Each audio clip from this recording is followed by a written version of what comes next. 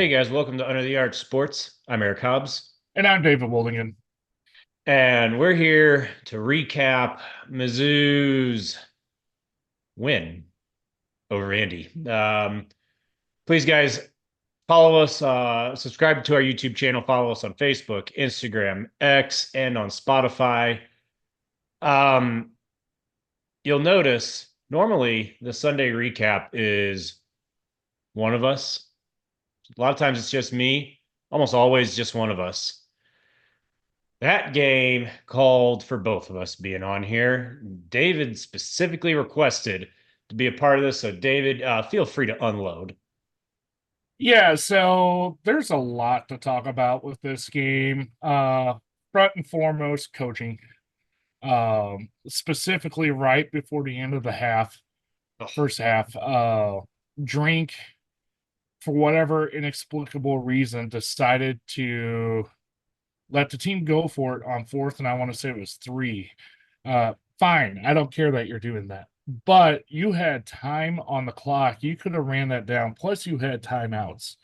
So, for the life of me, at that point, I don't know what he was thinking there, but why would you snap the ball with 15 seconds left and call like a deep pass play, turn the ball over to Vandy with 8 seconds left and give him a shot at a field goal, especially in the position you were in? And that's exactly what happened. If you would have ran that clock down to 2 or 3 seconds, called the timeout, and then taken a deep shot, fine, whatever. Or I could conceivably see what he was thinking in the sense of if you get that first down, it gives you time for a play or two. But why are you calling the deep pass play right there? It Mhm. just makes no sense, especially when Vandy was playing cover two pretty much all game. So that was the first instance I want to call out coaching wise. The Yeah, and Drinkwitz interviewed at halftime and in the post game. To be fair, he did say it was stupid, and he's right. It was stupid. Running the clock down and throwing a Hail Mary just to see if you don't get lucky, fine. That makes enough sense. But anything else was just ridiculous, in my opinion. And there's a theme to, I think, a lot of the coaching decisions, and we'll get to that in a minute. David, well, you touched on something that I think impacted Brady Cook. We were talking just a minute ago before we started filming. Vandy played so much of their defense in cover two. For those not familiar, that means more often than not zone and two safeties deep. So it's a defense that you play specifically to not give up the home run ball and to keep everything in front of you. yeah, and it was pretty much all game. And when you have a defense like that, you do what Missouri started doing, which was doing the zone read type run plays. Mhm. Uh, and I'll get into that in a few minutes. But I wanted to continue with the time clock management thing. I know where you're going, Eric, Yeah. but I wanted to mention because I think this is a lot less talked about at the end of the game. Mizzou had a chance in the fourth quarter with like 55 seconds left to they thought about going for it. Basically, it was Oh another yeah. fourth and Yep. one. Okay. Uh Pinkle drink. It was total Pinkle style play. That's why I said that. Drink ran the team out there. They tried to get a false start. Nothing happened. So he called a timeout. In my opinion, that was the stupidest decision ever because at that point they ended up running the punt team out and punting the ball. What I didn't like about that is you just wasted a timeout when you could have taken the delay a game, moved the ball back 5 yards, and punted. I know they decided to play field position. I actually didn't hate the decision because Vandy's offense wasn't doing great, especially in the passing game. So I didn't expect them to march down the field. But by taking that timeout, you essentially ruined your chances to get a three and out and get that ball back for one more shot. So again, another instance of very poor time management at the end of the game that potentially could have lost you the game in that sense Yep. as well. Yeah, and I think everybody agrees that the debacle at the end of the first half definitely had some sort of influence on Drinkwitz punting there in the end in the second half. But now back to what we were saying about the cover two defense. Yes. And uh, big impact on Brady Cook and what was there for him. yeah, so what they were doing is they were playing a cover two defense and they started going zone. Early in the game, especially, they were dropping the linebackers back and into pass coverage. Brady had nowhere to throw the ball. He had to take the underneath passes, and kind of it was a kind of a combination of him being a little off, slow. He was hesitating on his decisions because one, he's trying not to turn over the ball, and Mhm. two, all no receivers were getting separation at the time too. But the third thing that factors into that, and I think a lot of people were talking about it after the game through all the talk forums, but the line was getting blown up on pass protection most of the game. Yes. So he didn't have a lot of time to go through progressions. Uh, and when you combine all those things, the pressure starts getting to you mentally because you know you have to get moving, you know you have to get rid of the ball, and you're trying not to like throw the ball away. So you got to find a guy quick when everyone's covered.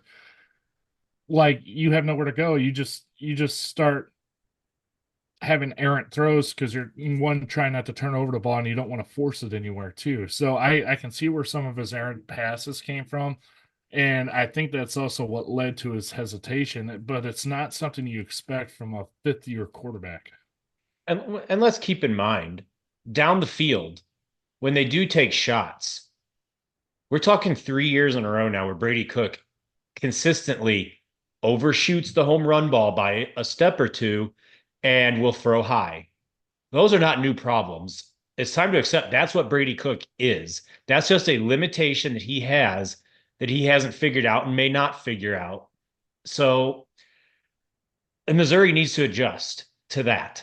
Um, he's going to hit some, but he's going to throw them a foot high or a foot too far a good amount of the time. That's just who he is.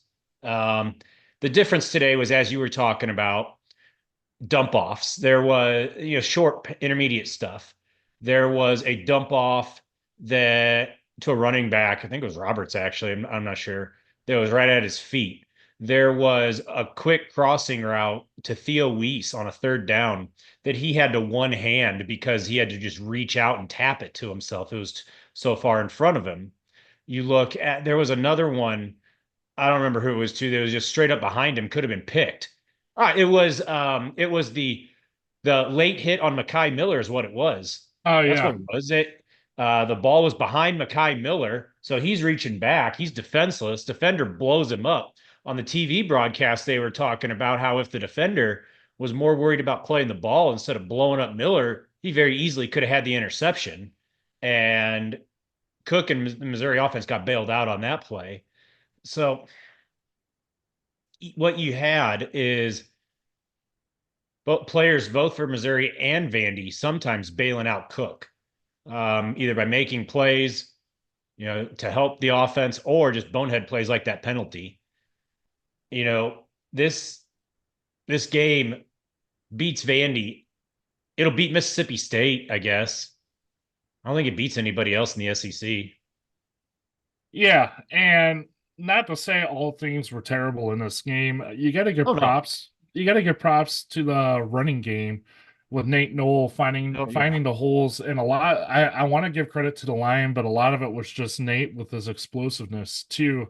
Those stretch run plays out of the pistol formation. Yeah. Uh, they were just gashing Vandy for 8 to 10 every time, and then he had that 60-yard one, and I think he had like a 30-yard rush too. So the gaps were there. The line protection was well enough. I think honestly throughout the whole game they had one penalty against them, so they really cut that down. If you're looking for positives, Oh yeah. Oh, uh, there are positives to take away from this yeah, game. The defense. And, you had the blown coverage, all right, for the touchdown. In a double overtime game, they gave up, I pull it up here. They gave up 324 yards of offense in double overtime. At least 25 of that was in the first overtime where they got the touchdown. They gave up less than 300 yards in regulation. I think it was 285, if I'm not mistaken. Looking at the box score, you would have thought Missouri won by 10, 15 points. First downs, 22-15 for Missouri. Missouri 7 out of 17 on third down conversions. Vandy 4 out of 14. Outgained Vandy. They had 324. Missouri had 442. They had less than 200 yards passing, less than 150 yards rushing. So not great, but not, crazy. The penalties, 8 for 93 yards for Vandy. Missouri, 3 for 33 yards. And one of those was in the overtime. And then Missouri won the time of possession, having just over 33 minutes of ball possession. You would have expected Missouri to win something like a 28-13 kind of game based on the box score. But it goes back to coaching. We touched on Drinkwitz and his end of half decision making. I personally think this is the worst play calling game Kirby Moore has had at Missouri. I agree. And I think a big point of it is the running with Brady Cook. Brady Cook was so effective as a runner when everybody in the stadium forgot about him as an option. The example that we talked about before we started filming, Missouri's got the ball at like their own 35-yard line. First and 10, 8 yards. Second and 2, coming up on midfield. What's everybody going to think? Second and short, take a shot downfield.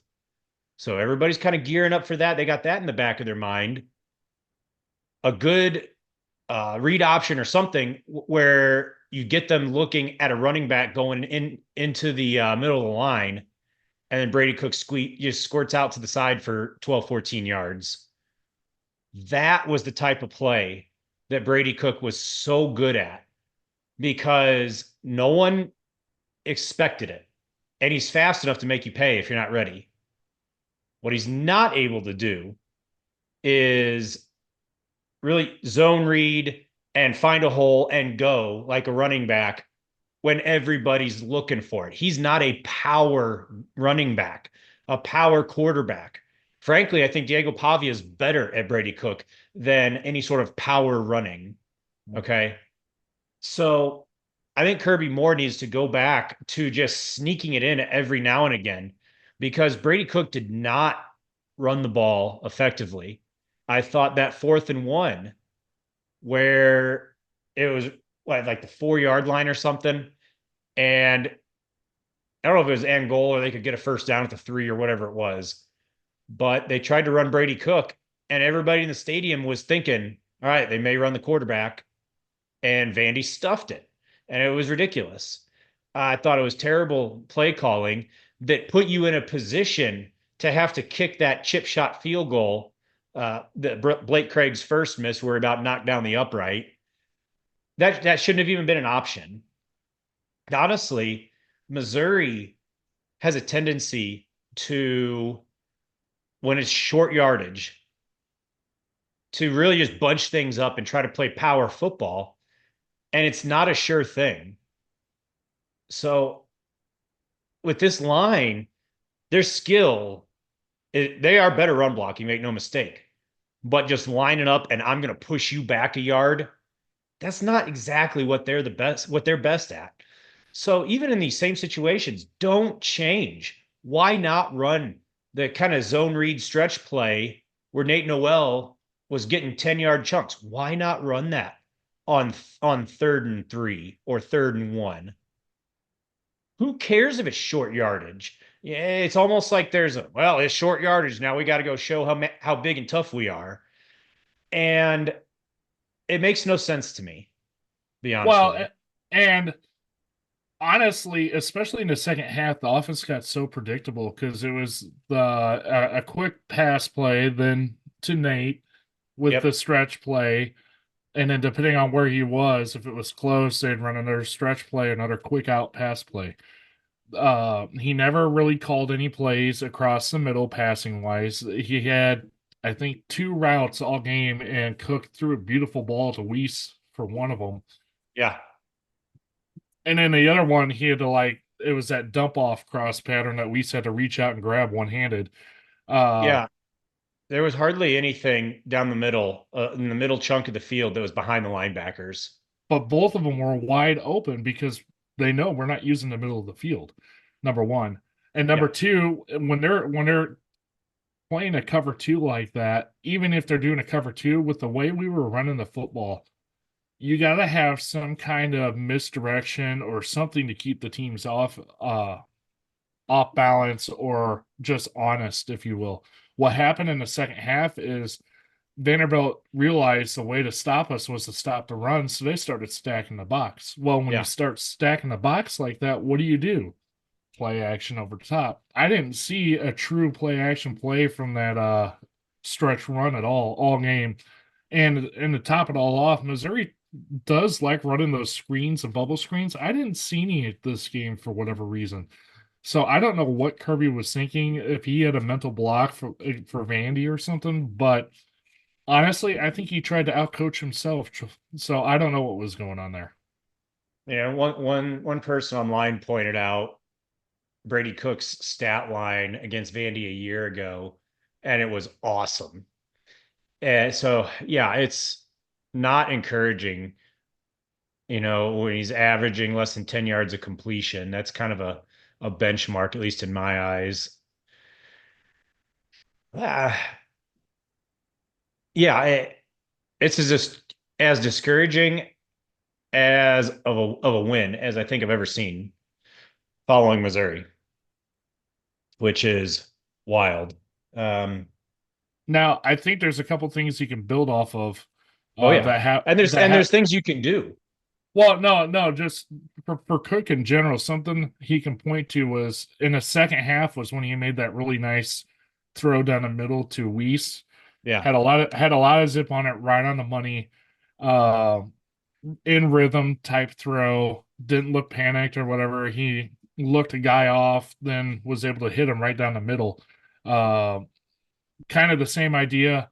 That touchdown that Burden had in overtime was a beautiful ball to him, that was great. and it was a phenomenal job by Burden on that little wheel route style out and go, if you want to call it that, uh, to make that move to get behind everybody. And the pass, quite honestly, was right on the money. So those two in rhythm plays gave me a little hope that if you can get him in a rhythm, he can get on his game. One But of let the me ask things you this, David. hmm, What did Brady Cook have on both of those plays? He time. had time. He had Well, protection. And yes, the one to Luther Burden, it was kind of a snap look. He didn't fall down throw. I got one more thing to say about that. Not just time, but it was in rhythm. And what I mean Yeah. by that is they lined up, snapped the ball. Especially in the second half, there was a lot of standing around, looking at the coaches to change the play or whatever. If they run a tempo style offense, Brady gets out of his own head and Yep. he's not over analyzing the defense, trying to read it and figure out where to go ahead of the play. If you just give him the play, line him up and let him go without changing the play, he's a much better quarterback in a sense of he doesn't get into his own head and he forces himself to look through his progressions. If you give him that time to think back there, he'll focus on, all right, this is a read I'm seeing, this is a guy I'm throwing to, and if it's not there, that's when he panics. Yeah, and I think that's what it is. It is a mental block. He is capable of making these throws consistently enough. It's it's almost like he is nervous about throwing an interception. He has to realize he's been fine in that regard. He's thrown one interception all season, and it was a desperation fourth down throw against Buffalo. I'm pretty sure it was where it was kind of, well, I got to throw this, so we'll see what happens. It didn't make much difference. He hasn't had, and he's had a couple that were lucky, maybe, but he's not had that many just bonehead throws. Like you should not have thrown that. Not that many of those. He's just missed. And part of that is just being in his own head, trying to put it right on, this dot on Luther Burden's glove instead of throwing it up and let the All-American go do his thing. What? So I think Missouri would be very wise to run a lot of tempo type stuff in practice. I know they have the off week, but I think a lot of tempo stuff to get him in a rhythm, get him some confidence. What? And I'd almost set up some drills specifically to have Cook face pressure and to but also put him in situations where he's going to have time. He needs to get more comfortable against pressure, but then you need to account for the fact that, yeah, your left side maybe isn't going to be as tight as you'd like. So maybe Jamal Roberts needs to be out there more. And maybe, yeah, a lot of time he is pass protection. But what we talked about before we started, Jamal Roberts being out there, defenses are going to key in on him. All right, he's there to block. And they're not going to respect him as a threat to touch the ball in any form or fashion. Missouri has to take advantage of that. And hopefully, they've set it up well where you can have Jamal Roberts go help with left tackle, help Marcus Bryant, or any sort of blitzing coming from that side or whatever. Instead of having just pass block like usual, chip for a 1 count and then a 10 and out, or just leak out to the outside and be wide open. Because Missouri I, hasn't shown that yet. Another idea on that one was like a quick little shovel pass style draw play would Yeah. work on a first down with him out there too. Because if they see him out there, they think pass. Well, if you give him like a little tiny shovel, let him run up the middle, find a gap in the pocket, if you will. I think he'd be gone in that sense too, just because no one would expect it. Yeah. Maybe they just gambled a little too much trying to set stuff up for later in the season. And later on, Kirby Moore looks like a genius. Right now, doesn't look that good. I mean, yes, people were saying that after the Middle Tennessee State game a year ago, but come on. You being taken to overtime when you're that close in a conference game, it's time to show your cards. So hopefully that was not the case. Um, Well, but and one thing I want to see shored up on the offensive line is they're getting blown up in pass coverage, especially on that yes, left side. And what I mean by that is normally on pass coverage you engage and you're not supposed to be moving back, but they're getting bull rushed, they're getting pushed back, and it's making Cook uncomfortable back there because they're getting so far back in the backfield with those linemen. If that's the case, come off like you're running blocking, initiate the contact. Right now, they're taking a step back and letting the contact come to them. yeah. That's not going to work if you're getting blown back constantly. Well, there was You the one play where Cook tried to keep her or roll out or whatever. I think he was trying to run, but Cameron Johnson got blown up so much off the ball that the lineman for Vandy basically threw Johnson right into Cook, and that's how the play was made. right, and that's not happening if you go into like a run block formation. If you Yeah, take that first step and get that first initial contact to knock the other guy off balance, then you stay pat. You're fine. And I think that's part of the problem is they're so focused on getting that pocket form for Cook. You really don't need the pocket. The pocket will form itself on those plays. That way he can roll one way or another if he needs to. yeah, You got to get that. You got to get that initial contact and get those guys off balance, and they weren't doing that in this game, which is why they were getting blown back. and part of the deal going forward, I think, for Missouri with play calling, with understanding what your team is. Season's a third over. You played the easiest third. All right. Aside from you got 2 games, UMass and Mississippi State, that might be kind of dog walks, maybe. But everything else, certainly losable. Mm-hmm. And I think Missouri has to realize what they are. They are a run the ball, play defense kind of team with some really special wide receivers out there.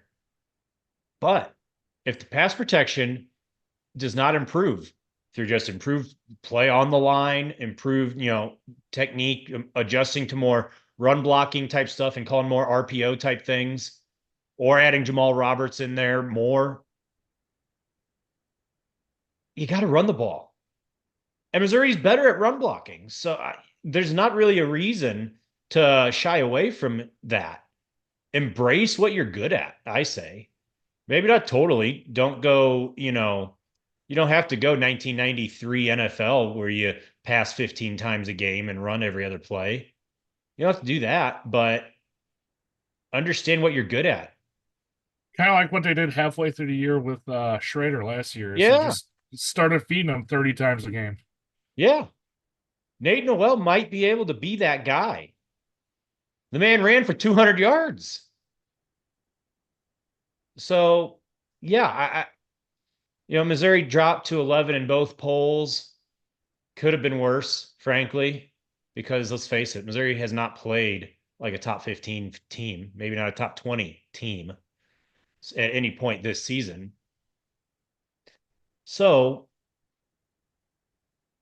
yeah, I guess, and on a positive, Missouri's played like crap more than they've played good, but they've got a top 25 win. Their opponents they've played, have looked good. Boston College beat Michigan State. Buffalo took down a ranked Northern Illinois team on the road. So their opponents are winning. The And wild, they the are wild, undefeated. They are undefeated still. the wild stat of the day. All the Oh, FBS teams that Mizzou has played have only had one loss outside of Mizzou. yeah. And Missouri still has the longest winning streak in America. Yeah, I mean, So it's I not all doom and gloom. I mean, yeah, if for how Missouri can figure some things out, it's all still there in front of them. It's just right now it looks a lot less realistic, to be honest with you. this game really felt like the Middle Tennessee game last year. Like Yeah. you didn't feel good winning it. It just felt No. awful. But at the same time, the dream still lives on. Yeah, you're still there. But they got to be prepared. They're going to Kyle Field. It's going to be a rough road game, and A&M's going to give you everything you got plus the 12th man. Yeah, Yeah, we will be there. We'll have probably a morning of little quick preview maybe for you. yeah. But For now, enjoy a free week, y'all. yeah. Stress-free week of college football. And if any news comes out of Mizzou, we'll keep you updated here at Under the Arc Sports. So thank you guys for watching.